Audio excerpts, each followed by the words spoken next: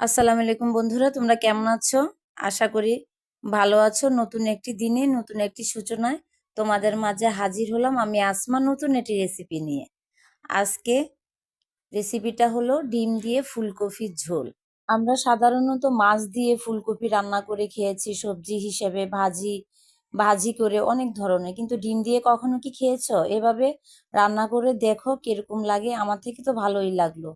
প্রথমে আমি ডিমগুলোকে হালকা সিদ্ধ করে নিব, নিয়ে আমি হলুদ মরিচ দিয়ে হালকা তেলে ভেজে নিব। একটু লাল লাল করে ভেজে আমি সাইডে রেখে দিলাম। তারপরে দিয়ে দিলাম মশলা, সে আগের নিয়মেই মশলা।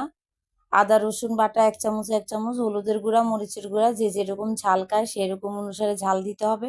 পরিমাণ মতো লবণ, তেল দিয়ে একটু কষানো হয়ে গেলে, তেল উপরে ভেসে উঠলে দিয়ে দিব ফুলকপি।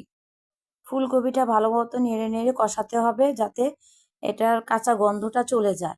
সাধারণত শীতের সিজনের সবজি যারা না খায় তারাও কিন্তু খেতে চায়, কারণ সিজনাল সবজি তো একটু তো খেতে হবে। তবে একটা জিনিস খেয়াল রাখতে হবে, এই সিজনাল সবজিগুলো যখন কাটা হবে, কেটে যখন আমরা রান্না করব, এর আগে কিন্তু 10 মিনিট অন্তত লবণ দিয়ে ভিজিয়ে রাখতে হবে। এর ফলে কি হবে, ভিতরে যদি পোকা থাকে বের হয়ে যাবে, এবং ফরমালিন থাকলে সেটাও নষ্ট হয়ে যাবে।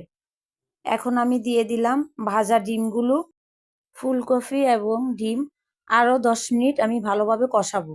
বন্ধুরা, একটা জিনিস খেয়াল রাখবে, যখন কোনো সবজি রান্না করা হয় একটু ভালোভাবে কষানো হলে, মানে মশলাটা যদি কষানো হয়, সবজিটা কিন্তু স্বাদও বেড়ে যায় দ্বিগুণ পরিমাণে। এখন আমি দিয়ে দিব 1 কাপ পরিমাণ র মিল্ক।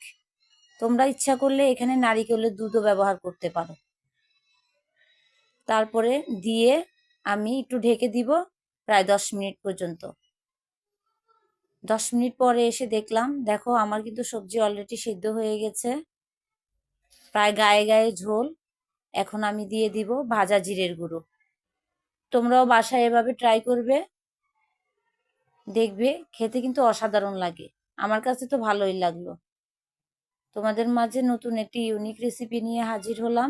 জিরা গুঁড়াটা দিয়ে আমি 5 মিনিট রেখে দিব দমে, তারপর আমার রান্নাটা ডান হয়ে যাবে। অসংখ্য ধন্যবাদ এতক্ষণ ধরে আমার ভিডিওটা দেখার জন্য। তোমরা বাসায় অবশ্যই ট্রাই করে দেখবে। লাইক শেয়ার সাবস্ক্রাইব করে আমার পাশে থাকবে। সুস্থ থাকো, ভালো থাকো, আল্লাহ হাফেজ।